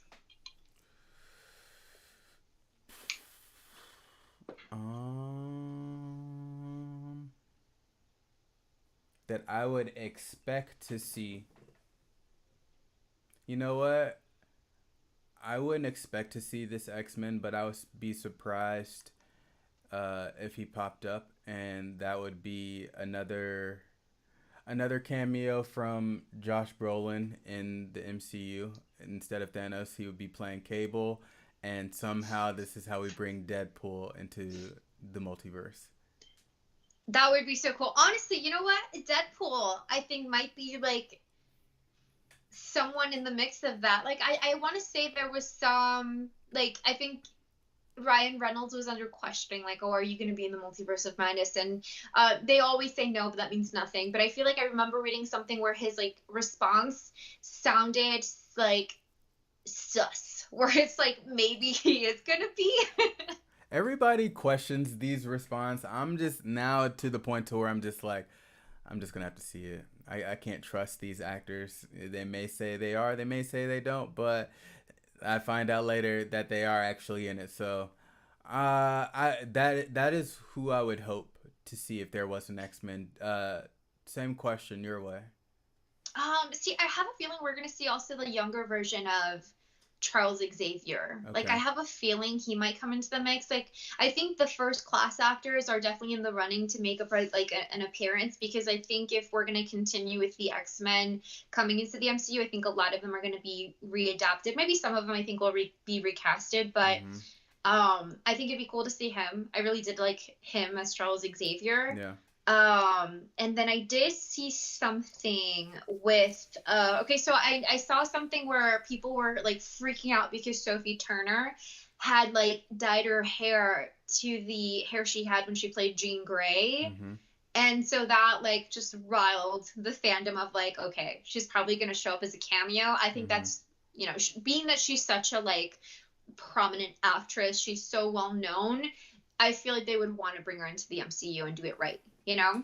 Um, I saw that, and we know the X-Men, they're coming, not only in just cartoon form, but just like a live action. And if they decide to keep the same actors and actresses of First Class, then that would make sense. And I saw something similar to where another actress, she dyed her hair, and everybody was just like, and this is the actress, I don't know her name, but she plays Jessica Jones on Jessica Netflix, Jones.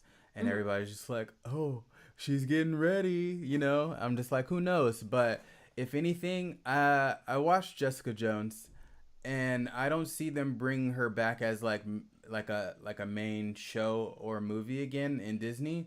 So if anything, uh, they may just bring her back as a cameo as well. See, and that's like the fun thing about Multiverse of Madness is they can do anything they want. Mm-hmm. Because if they don't want to like say like this is literally their chance for them to just like throw out anything. It's like screen testing characters and actors in certain roles, because if like the internet freaks out like, "Oh my god, we love this and this." Like, "Okay, now this is going to be a movie. Now this Mm-hmm. is going to be a TV show." And if they're like if there's something that rubs us the wrong way, like Tom Cruise playing Iron Man, all right, we just won't do that again, you know. But it's like it's a safe place to do that, because here we're just literally getting exposed to anything and everything. So I mean, I feel like we're gonna see Jessica Jones. Like, one, the It hair, and also it's safe to throw her in the ring, you know. I would say it's safe just simply for the fact that everybody is pretty much confirming like one of the strange variants is the variant of him being in the Defenders, and she's a Defender along with Luke Cage, Iron Fist, and Daredevil. So who's to say she does make a cameo with this version of Doctor Strange? This is the one where everybody was wondering who's the Doctor Strange with his hair slicked back and the two gray little lanes that he has there. He has a little skunk action going, but I think that makes sense. If she does make a cameo, she shows up with that Doctor Strange. Yeah, I feel like it all makes sense. It of the variants that we've seen, because we've been exposed to quite a few, like in the trailer. Is Mm-hmm. there a particular like known variant of a character you're excited to see on screen? Mm, I'm not necessarily excited, but I'm curious to see who's playing Iron Man. Yeah. Yeah. Yeah. I feel like the Tom Cruise one might happen. I don't know, but I feel like it'd be so hard to take him seriously if he's on the court of the Illuminati, you know? That's the hard part. Like, if you see it, like, I feel like we would get the opposite reaction of Daredevil being in Spider-Man. It's like, oh, it's Tom Cruise. Like, I don't even Gross. think. Yeah, I think people would cringe. You know, like if anything, should, if we're talking franchises, just stay in Mission Impossible and Top Gun lane. You know what I'm saying? Just stay in that lane over there, and hopefully we get somebody either that we know and love, or if anything, somebody new that we don't know, and it could be an introduction of a new actor playing Tony Stark. You know. Yeah, absolutely. See, the one that I'm excited to see is I'm excited to see the zombie Wanda, not just because I love Wanda, but because the zombie episode of What If like was so good. And honestly, if they would have made that episode like a full movie with the actors that we know already played the roles, like honestly, I feel like that movie would just like be the best movie ever made. Like same scene for scene like happening because it was that good. So I'm just excited to see a glimpse of that in like live action. Like I'm excited to see that. Okay. Do you think there will be some Morbius cleanup in this movie? Not in this film. No?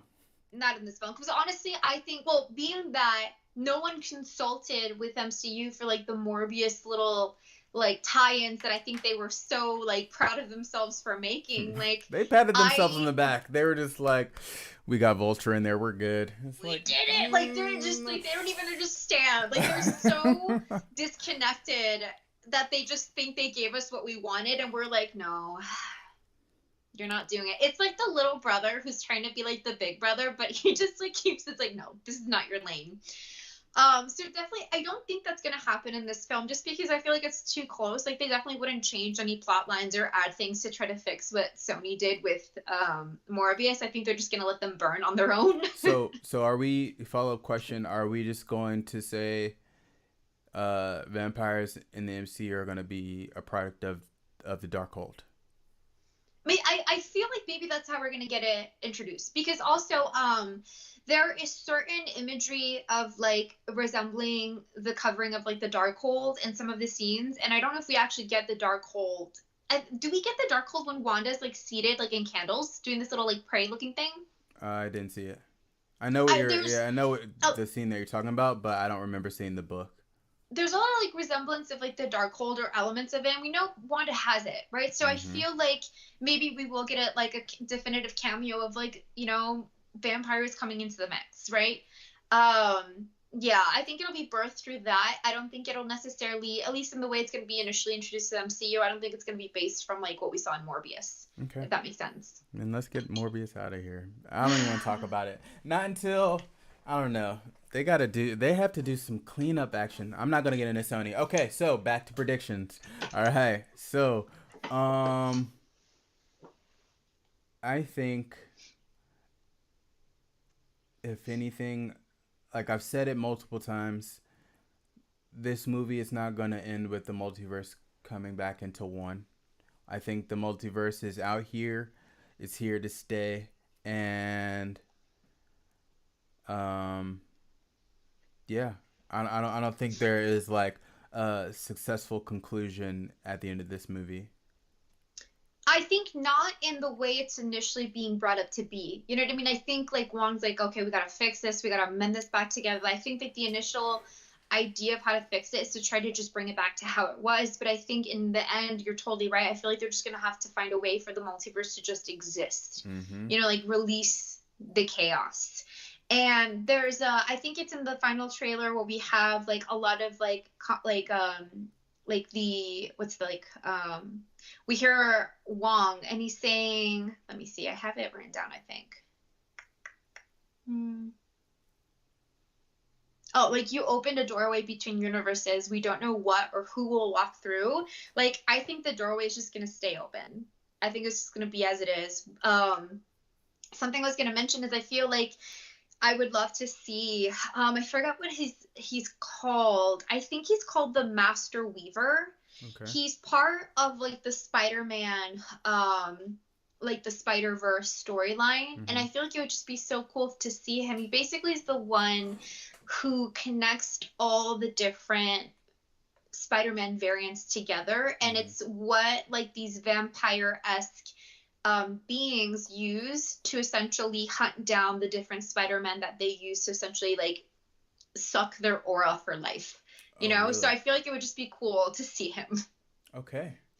I don't think it's gonna happen, but you know Wait, what? so I like putting he's a things. part of like the Spider-Man comic?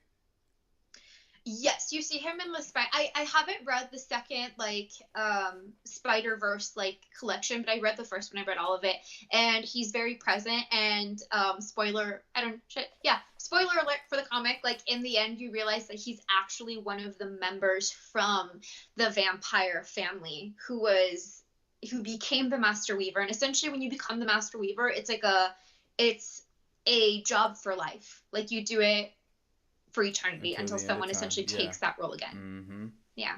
Okay. Very interesting. Um, I think that's all I have because I know we're gonna get let's say a Captain Carter variant. We don't know for sure 100% if it's the what if Captain Carter.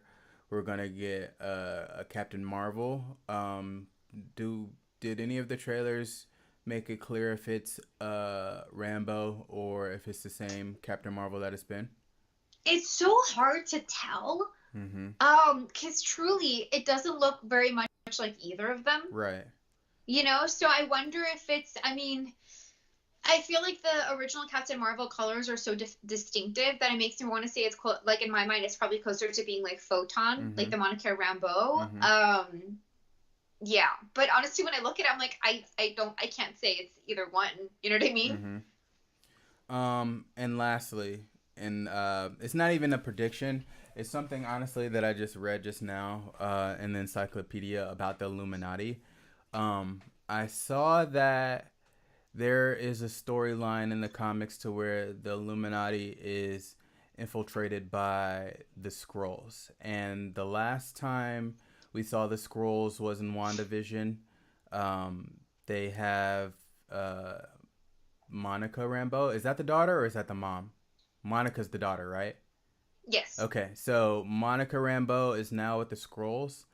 And now, after reading that, honestly, just minutes ago, I wonder if her and her cosmic powers have any type of dealings with the multiverse of madness. I mean, I wonder because they're birthed from chaos magic, right? Basically, because I think it's from her going back and forth into Wanda's like false reality. Mm-hmm. So I mean, I wonder. Like, she definitely is ranked up pretty high. Like Captain Marvel is still like ranked in that high hierarchy within like the heroes that we know so far, and I feel like just by connection, like Monica's also up there. So I feel like it would make sense for her to have like powers that affect that much. Cause And then she, in terms of like the Skrulls, because we're gonna get like the invasion, Mhm. you know, like that's gonna be a storyline down the road. So they may have a bigger role to play than what we've seen so far. But yeah, in WandaVision, did her and Wanda have a standoff in the front yard? a little bit, and I think it got taken over by Agatha. like yeah. So nothing actually happened. Wanda didn't throw anything at her, and like Monica, because I feel like there was like something to where Monica either defended herself, and Wanda was kind of surprised, like, oh, she has powers now. You know, I think there was Yes, like one of those moments.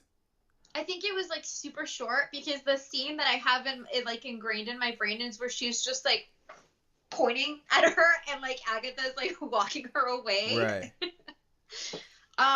But no, she's definitely supposed to have like powers that rank up pretty high in there. Like I would still say definitely like Wanda is on a higher like level even from that. Like she's Doctor Strange kind of ranking, where I think Captain Marvel and like Monica Rambeau are maybe like a tier below that. Yeah. Yeah, but kind of just because you mentioned the scrolls, I wonder if we're gonna see them here, maybe like as a little like prelude to what's to come down the road. Yeah. But I know like we've taken like kind of a very different adaptation in the MCU from what we see the scrolls in the comics, because the scrolls typically have like a more like villainous Mm-hmm. role to play, Mm-hmm. whereas they've kind of been molded to be not the case, more like refugees as a result of the Kree, right? That's Yeah. the blue. Mm-hmm. Yeah. The blue. But I didn't actually know that they had interactions with the Illuminati. Look at Yeah, that. yeah. It said like, cause say there was like a whole page for the Illuminati, and then it just like has a section saying being infiltrated by the Skrulls, and I was like, oh shit, it got real in the comics. Hopefully, it can get real in real life. What if, like, what if the Skrull is actually in the Illuminati right now? We don't know, but I don't know. It's just causing, or more so, piquing my curiosity, and I hope it piques everybody that's listening and watching it, because as of right now, again, from the trailers and from what Grace and I have talked about, that's a lot of stuff going on. Like, a lot. And This, this yeah, movie is like what? How this. long is it? It's three I hours? think it's up there. I think it's around 3. No Way Home was 2.5, I believe, Okay. right? Yeah, I think so. I think it's gonna be like definitely like 2.5 ish, like No Way Home. Wait, I could probably see. Hold on, because when you buy the tickets, it tells you just how much time it is. So I'm gonna look it up real quick. Runtime, two, What time? 2 hours, Do you have 50. your tickets? Yes. Yeah. Nope, nope, nope. I'm slacking. I'm gonna look it up real quick. Run time. I'm waiting Okay. on the theaters to open up more theaters. Oh, okay. See, right now I'm actually surprised. It's only like showing 2 hours and 6 minutes, Mm-hmm. which used to be long for a movie, and now this is like that's it. Yeah, yeah. Like yesterday, I just happened to start. Well, not start because we've seen it already. But Batman now it's on HBO Max, Mhm. and I got a hour and a half in, and I was just like, I think I'm tired. Like I'm gonna go to bed.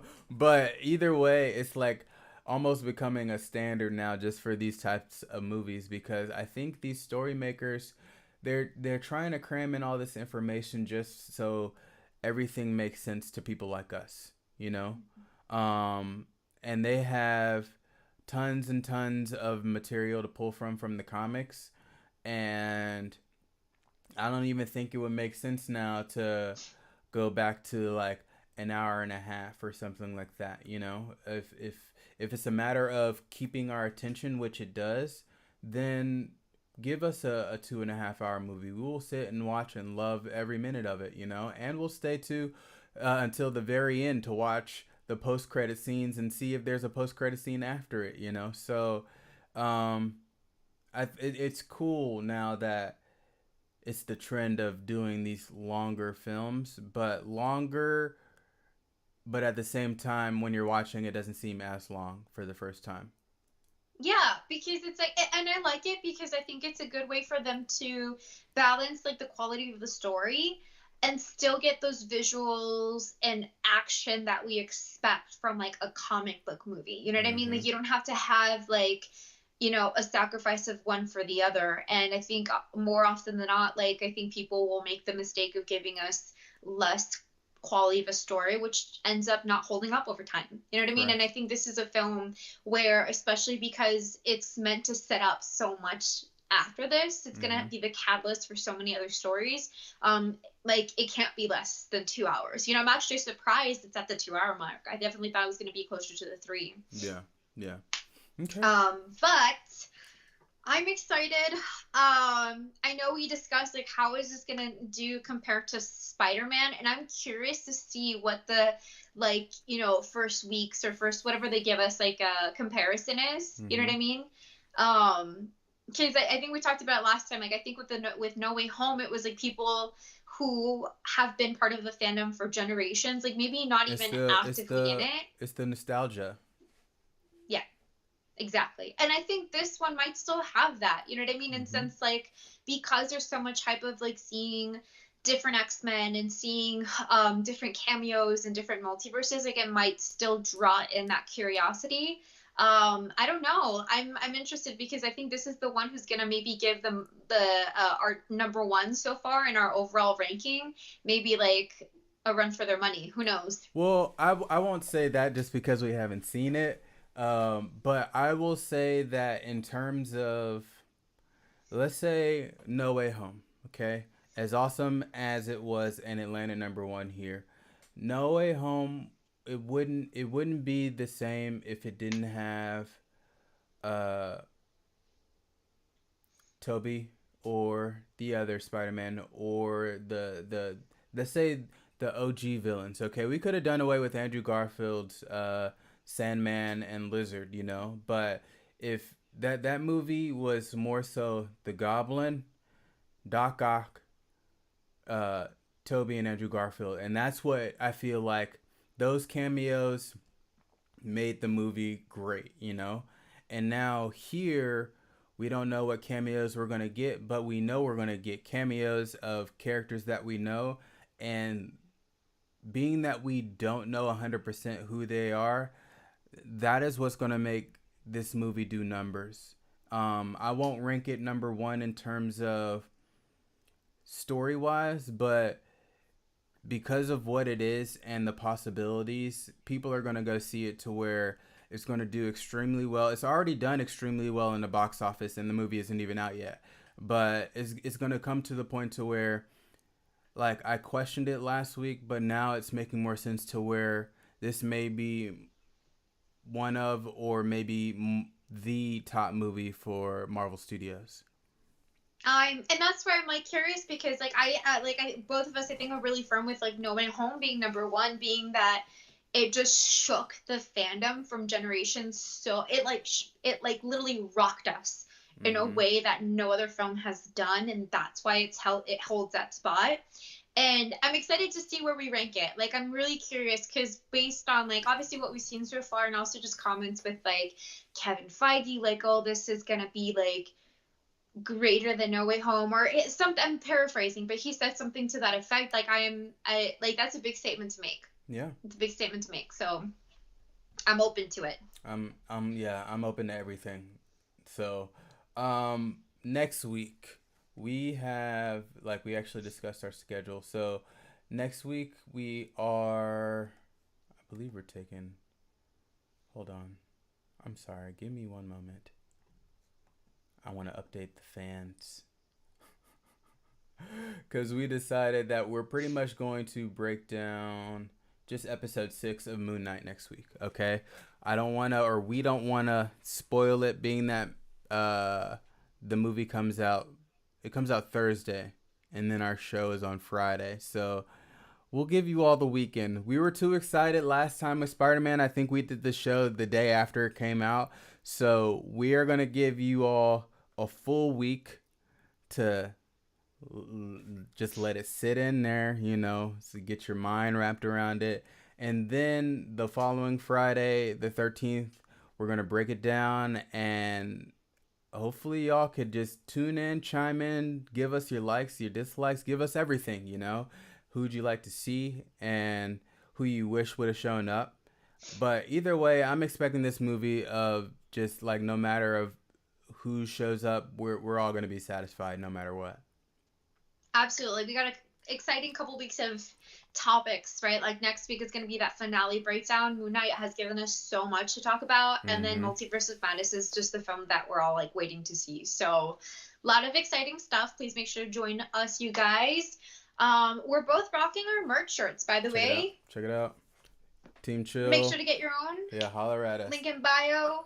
Look, you know where actually, honestly, I just switched the screen and the little pop up just said visit our merch store. So it's just like, honestly, it was like right on cue. So good job, appreciate it, Grace. You know We're just so connected. We're so good, guys. We're so good. We got everything. We got the stickers. Look, hold on. Speak of stickers, I just want to show you guys my water bottle. I've been dying of thirst because I'm actually running again. So my body just hates me. But look, it's basically Disney Plus movies, like, themed or show themed. You see that? I see Loki. What else do we got there? So we got Loki. We got the map or the deed from WandaVision. Okay. And then we got this like it's like the drop, like the location drop, but it says on your left. Okay. For Falcon and Winter Sam. Soldier. Yep. Look at that. So that Okay. is all. Look at her being festive with her water bottle. Gotta get the CCU sticker on there pretty soon. Yeah. We got a ton of stickers. Okay. We have our individual sticker, and then we have a pad that has a bunch of it. So go to our merch store, check it out. We got everything. And support the channel so we can go to like conventions and stuff. Yeah, do that. We appreciate all the support y'all have. So, Grace, it's been real. I will be chatting with you next week, and we'll be talking about Moon Knight. So, you have a great weekend. Everybody Goodbye, else, guys. you all have a good weekend. And yeah, we'll catch y'all in the next episode. All right. Bye.